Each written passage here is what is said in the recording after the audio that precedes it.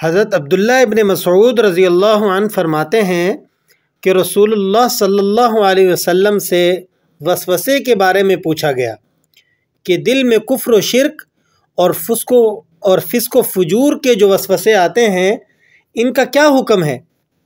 جواب میں نبی کریم صلی اللہ علیہ وسلم نے ارشاد فرمایا ذاک محض الایمان، یعنی یہ وسوسے خالص ایمان کی نشانی ہیں۔ صحیح مسلم باب بیان الوسوسہ میں 133 نمبر حدیث آپ کے سامنے ذکر کر رہا ہوں۔ اس لیے وساوس سے مت گھبرائیے اور ان کی وجہ سے مایوس مت ہو جائیے اور ان کی وجہ سے زیادہ پریشان مت ہوں، کیونکہ یہ خالص ایمان کی علامت ہیں۔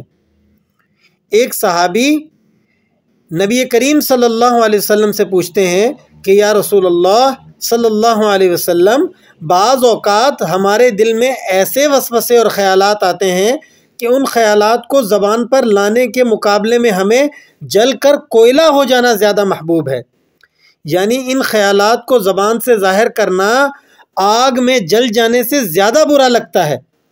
اس کے جواب میں بھی رسول اللہ صلی اللہ علیہ وسلم نے فرمایا کہ یہ تو ایمان کی نشانی ہے۔ شیطان ایمان کا چور ہے دوستو۔ حاجی امداد اللہ مہاجر مکی رحمہ اللہ نے اس کی تشریح کرتے ہوئے فرمایا کہ یہ وسوسہ شیطان کا عمل ہے، کیونکہ شیطان ہی انسان کے دل میں یہ وسوسے ڈالتا ہے۔ شیطان ایمان کا چور ہے اور یہ ہمارے ایمان پر ڈاکہ ڈالنا چاہتا ہے۔ چور اور ڈاکو کو اس گھر میں ڈاکہ ڈالے گا جس گھر میں دولت ہو، اگر دولت ہے ہی نہیں تو پھر ڈاکو ڈاکہ کیوں ڈالے گا؟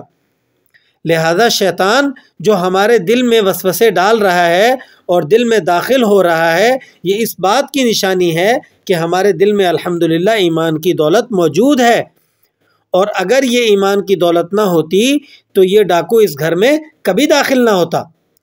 اس وجہ سے وسوسوں سے میرے دوستو گھبرانا نہیں چاہیے۔ ایسے وسوسے آتے ہیں کہ ان کو ظاہر کرنے کے مقابلے میں جل کر مر جانا زیادہ پسند ہے۔ یہ اندر سے ان کا ایمان بول رہا تھا کہ یہ بات زبان سے نکالنے والی نہیں، اگر دل میں ایمان نہ ہوتا تو یہ بات نہ ہوتی۔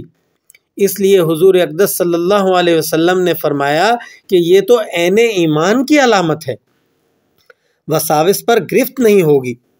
جو وساوس ہمیں آتے ہیں دل میں، ان پر اللہ کی طرف سے کوئی گرفت نہیں ہوگی۔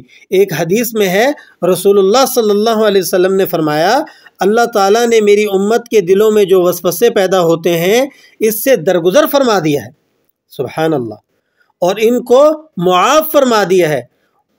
ان پر مواخذہ نہیں ہوگا، البتہ عمل پر مواخذہ ہوگا۔